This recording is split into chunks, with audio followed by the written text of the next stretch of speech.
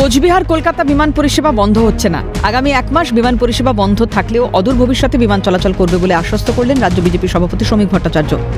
জানুয়ারিতেই বিমান চালানোর দায়িত্বপ্রাপ্ত সংস্থার চুক্তি শেষ হয়ে যাচ্ছে, তাই তারা রিনিউয়াল করছে না বলে জানা গিয়েছিল। যার জেরে ফেব্রুয়ারি থেকে বিমান পরিষেবা চালু রাখতে পারবে না বলে জানিয়ে দেওয়া হয় কোচবিহার এয়ারপোর্ট অথরিটিকে। জানিয়ে ক্ষোভের সঞ্চার হয় সাধারণ যাত্রীদের মধ্যে। এদিকে কোচবিহার সফরে গিয়েই বিমানবন্দরে যান শ্রমিক ভট্টাচার্য। সংশ্লিষ্ট দপ্তরের মন্ত্রীর সঙ্গে আমার কথা হয়েছে। ভারত সরকার চায় যে কুচবিহারে বিমান পরিষেবা থাকুক, এবং সেখানে এক্সপ্যানশনের ক্ষেত্রে এখানে কিছু প্রবলেম আছে।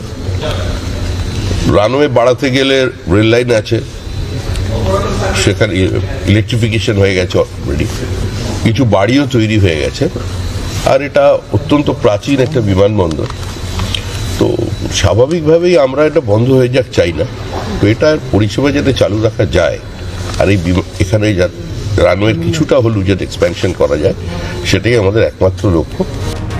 সূত্রের খবর, উড়ান প্রকল্পের মাধ্যমে কেন্দ্রের থেকে ভর্তুকি পেত এই বিমান চালানোর দায়িত্বপ্রাপ্ত সংস্থাটি। এই সংস্থাটির সঙ্গে 3 বছরের চুক্তি হয়, বর্তমানে সেই চুক্তি শেষ হয়ে গেছে। কাজেই নতুন করে ভর্তুকি ছাড়া বিমান পরিষেবা দেওয়া সম্ভব নয়, এমনটাই জানিয়েছে সংস্থা। এছাড়াও বিমান পরিষেবা চালু রাখার জন্য রানওয়ে সহ আরও একাধিক সমস্যা রয়েছে বলে জানিয়েছেন রাজ্য বিজেপির সভাপতি।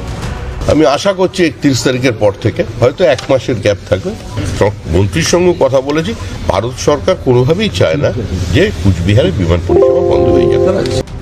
2023 সালের 21শে ফেব্রুয়ারি থেকে চালু হয় 9 আসনের বিমান পরিষেবা। যাত্রীর ঘাটতিও ছিল না, তবুও সংস্থার তরফে পরিষেবা বন্ধ করে দেওয়ায় উঠেছে একাধিক প্রশ্ন। কোচবিহার থেকে শশীকেশ রায়ের রিপোর্ট, ক্যালকাটা নিউজ।